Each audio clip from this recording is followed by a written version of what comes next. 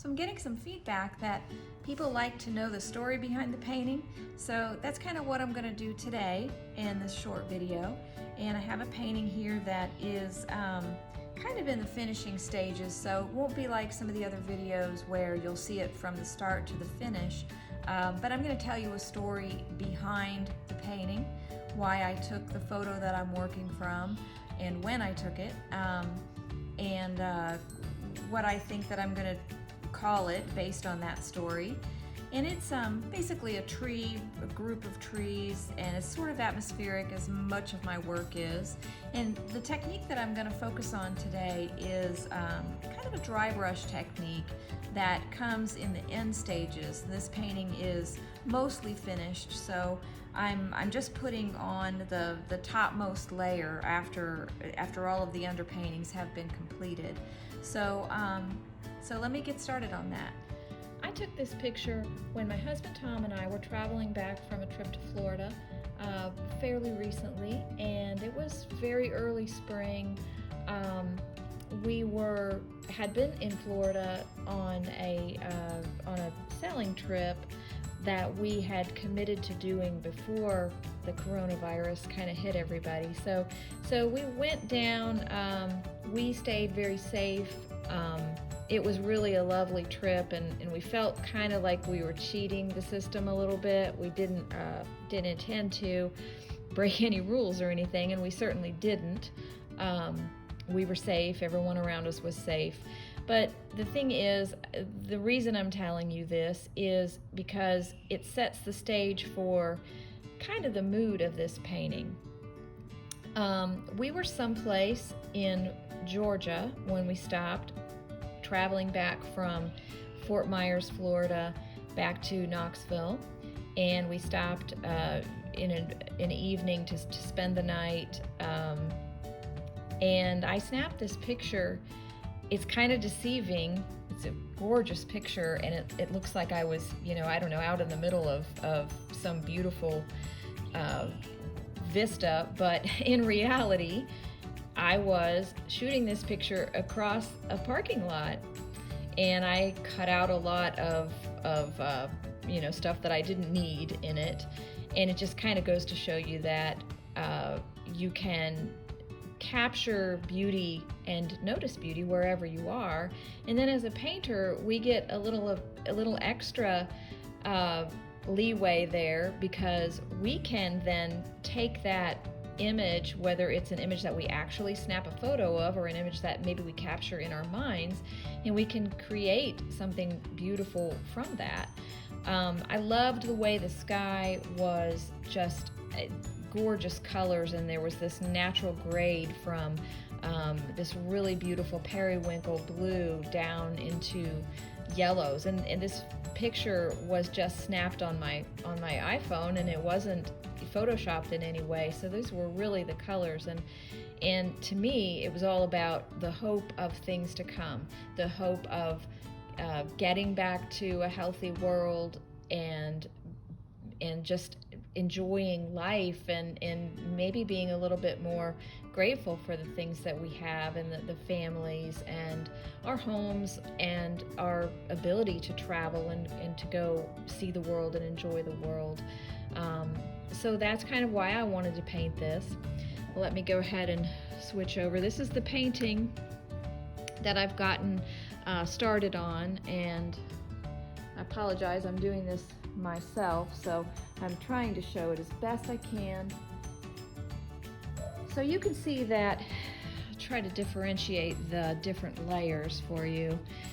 Way down on the bottom layer, you probably can see some texture. There's a good shot of the texture right there. So that is one of the first layers, and then what goes on top of that is a really nice water wash that I use with my acrylics that I always use a flow medium to make them nice and watery. And I don't know if you can see, as I pan over, you can see some of the shininess reflected there. What I do is I seal my initial underpainting with pouring medium, and that helps me retain some of those very spontaneous flows and drips and pooling that I get. And then in the next several steps, when I'm doing overpaintings, I can still retain some of that.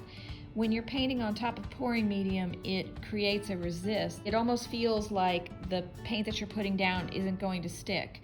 And in fact, it won't stick if you don't want it to.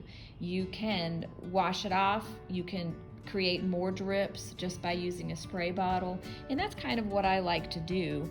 So the next step is the initial overpainting. So I'm showing you some of that now, just some very quick brush work to brush in the branches that I could see in that photo. Take you back to the photo. And then the initial colors that I wanted to put down here.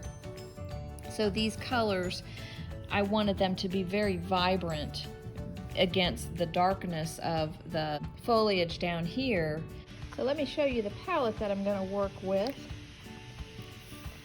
I'm going to work first with my brown palette, and it is, let me show you the colors that I'm using.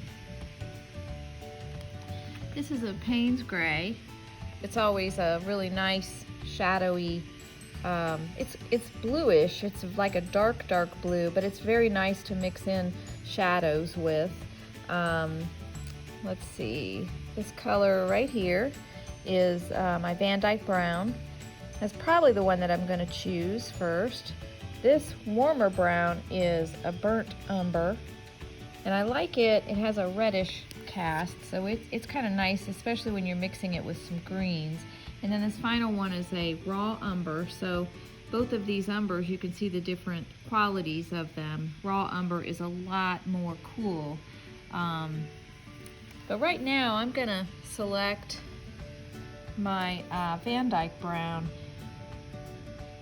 and I'm using a brush that is damp, but it's not dripping with water, and it's, you know, you can see that if I actually brush it across my painting, you know, it's just water. So I'm going to take you over here and show you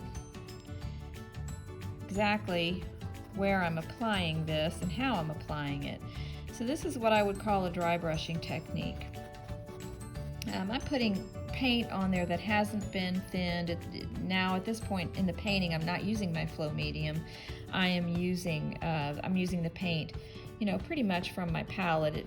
It's pretty much from the tube, and it's just going to create a nice atmospheric feel of a deeper shadowy tone going on to this area of foliage down here.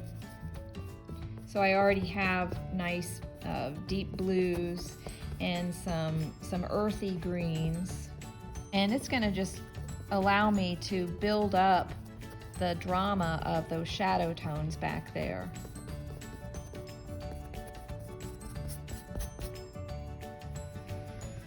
And because I'm using a dry brush technique, you know, I can kind of brush back and forth, and the effect, the buildup of texture causes is my paintbrush will kind of get hung up, the color will kind of get hung up against the texture, and that's the effect that I like. And I also like the effect of layering this you know, color that is vastly different than the color that came before and has been sealed under the pouring medium. By layering it on the top, it creates a different effect.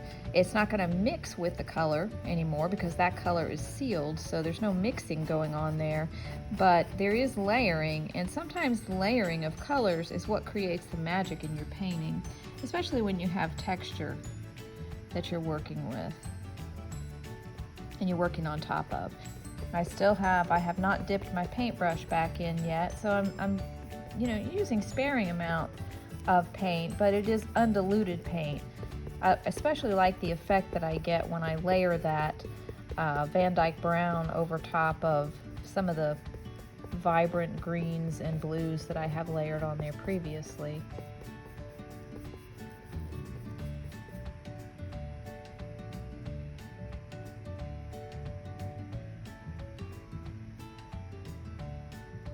go in and paint some of these higher branches here.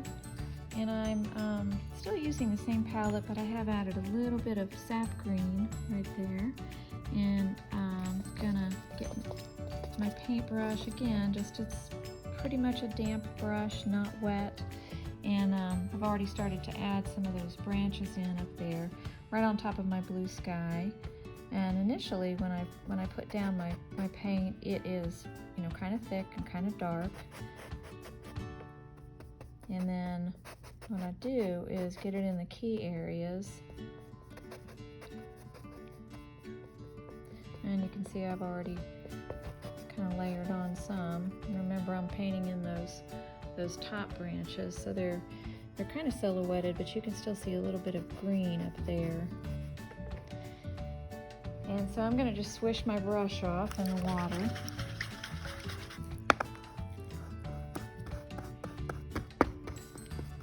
And now I go back after I've washed my brush a little bit and dried it a little bit. You can see that's about how damp it is. And this paint that I put on, fairly thick, is still movable. And that's where I just sort of pull some of it out in the shape of some leaves and branches.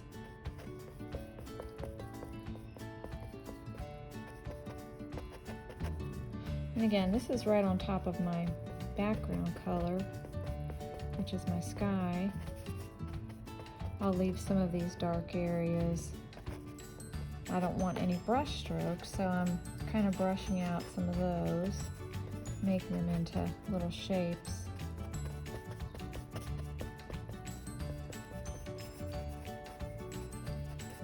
I'm not super worried about the shape of my branches right now, because what I'm going to do is go back in with my sky color, and especially where I have some highlights in the sky, the pinks and the yellows. I'll get these branches over here. And they're still damp, so they're still movable. You can see the paint moving around. But I'm going to go back in with my sky color and create some highlights through those branches, and that really is where acrylic comes in nicely, because it can be opaque. I like to use acrylic in transparencies, but I can also use it with opaque colors and applications where I want to create the magic of those, with the sun shining through those branches in the evening. So now I'm going to go through and shape this up a little bit. These branches that are down here toward the foreground, as I mentioned before, I'm going to just kind of define them. I've got some nice buttery Naples yellow right here. It's right next to some raw sienna, and I've kind of mixed those two in. And then here's my neutralizing color. This is the Titan Buff, so I get a little bit of both on my paintbrush. And then I'm gonna see that area there right there. I'm gonna really kind of try and accentuate that. So this is kind of like painting the background back in to where my branches are visible down there, growing up from the ground. This is where I really think the magic kind of starts to happen with this atmospheric type of painting. And it is, you know, kind of just touching around the edges of these branches and leaves. And I'm going to do this all over, and also up there in my sky. I'm just going to start down here. Sometimes I'll just kind of turn my paintbrush. I think the nice thing about having two colors on my brush right now, actually kind of more like three. I got a little bit of Naples yellow and a little bit of raw sienna, and then the neutralizing color, which keeps it from being too bright, the Titan Buff. And I'm just going to kind of touch some of those areas where that sunlight is really vibrantly coming through. So basically I have transparent layers initially, as I showed you earlier, building these colors up down here, and now I'm using some fairly opaque layers on top of that to actually indicate the background. So it's a little bit backwards. It's like the background is coming through in an opaque manner, but that's just how I do it, and it's kind of how what I think is the magic of the light in the painting, which is one of the last stages that I do. And I'll be, I can go back and forth too. I can go back into those branches with the shadow colors and kind of shape those up the way I want, and then I'll go back and get a little bit more of the key colors there, the key opaque colors for the background there, and really bring those in a little bit more noticeably.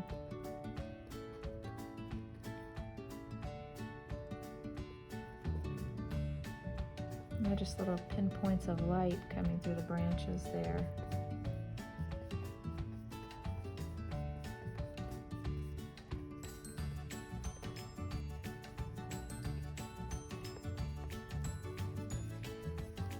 I'm going to do the same thing over here on this other side. And here I'm using just a touch of cadmium red, just a tiny touch of it, together with a touch of cadmium orange. You can kind of see that because on this side of the picture, it's a little bit more peachy. And you might ask, why do I not paint my whole sky in first and then paint the silhouette of the tree over top of that? Well, I have several reasons why I don't do that. First of all, I do paint transparent layers of color to kind of build up what I'm going for there. So I'm not painting the tree and then painting this entire background around it, but I build up those colors and then I come in with the key opaque colors like I'm doing right now. And the reason is because I really like the interplay between the branches that have already been put in and the sky that is kind of layered and dabbed on to the edges of those branches afterwards, almost at the very end of the painting.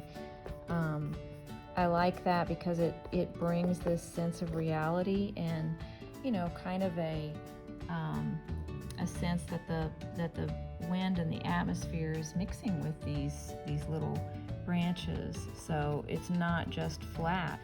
And also I think that it gives a sense of what's happening, that there's a breeze blowing through these trees, that they're real, and they're not still, they're just a little bit out of focus because something's happening there, and it's happening in my painting too, and I can make it look that way. And that's what atmospheric painting to me is all about.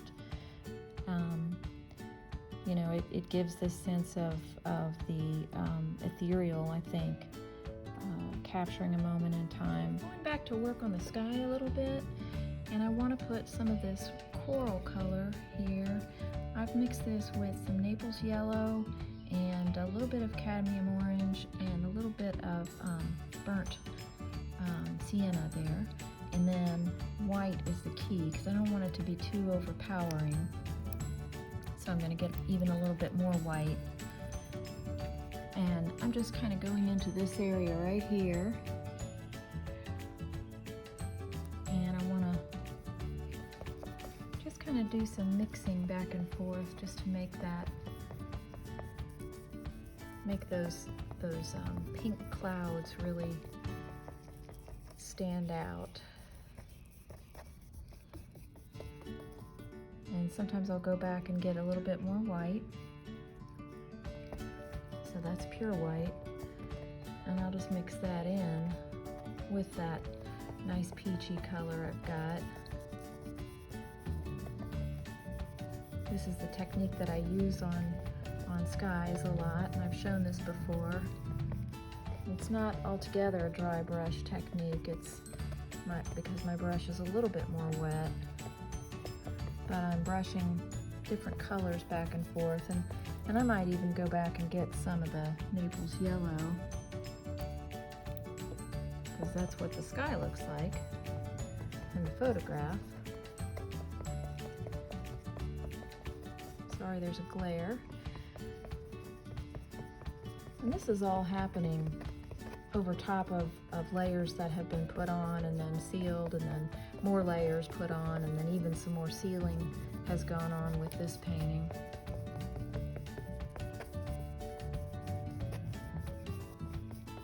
So I want some of the initial layers to show through. This is my practice. But I like to put some key opaque layers on the top in a painting like this. I don't want this coral color to be too overpowering. I don't want it to overpower my yellow down here.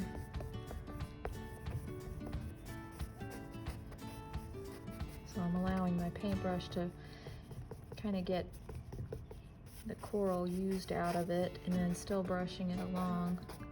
And that's going to create a really nice layered sky.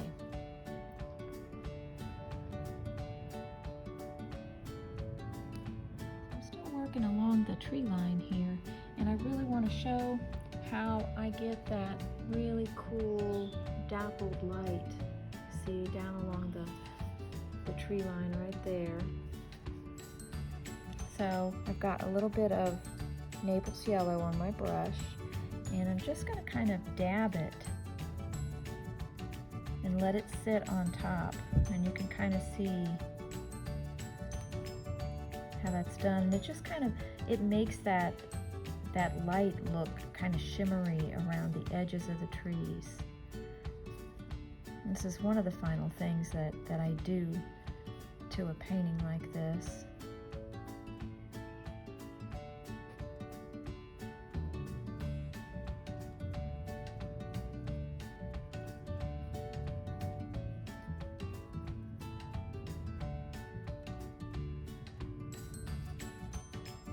And then just one more thing I'm going to show.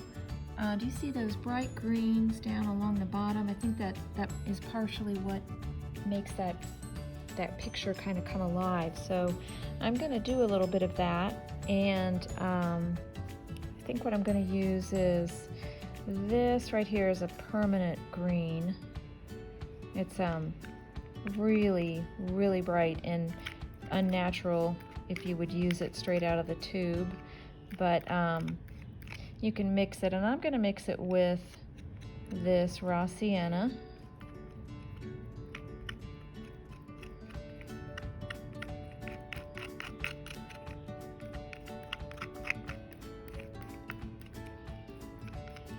So I'm getting a color that, you know, kind of looks like that bright spring color in an evening where the sunset is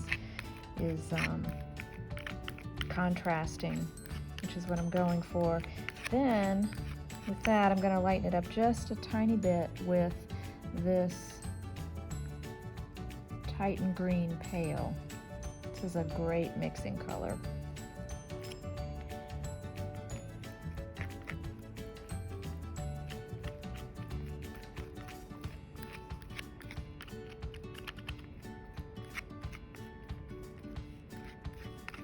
I think I like this color, but I'm going to add just a tiny bit of Naples yellow from my warm palette. Not a lot. Just a little bit, just to warm it up a bit. And I don't do a lot of painting with palette knives, but I want to show you in the foreground of this painting how this is going to work really nicely. So I've got pretty much the paint that I just mixed up, but as you can see, there are also a few other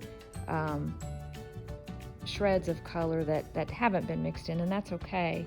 So I'm going to just scrape my palette knife just lightly here and there across the foreground on my painting, and you can kind of see how that is gonna really make that area look three-dimensional. I don't want to overdo it, and I don't want to leave any sharp edges. But part of why this works is because I have so much texture laid on the painting prior to even doing the underpainting, and that texture is still viable. It's still there because most of my layers are transparent and watery.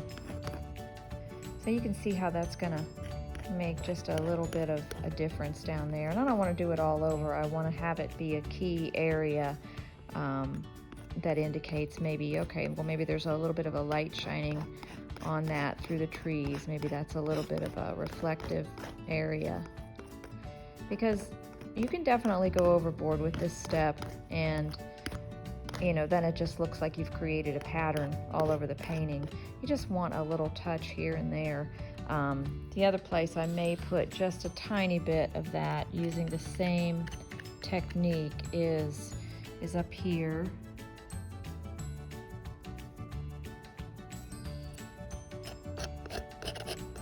Just a little bit.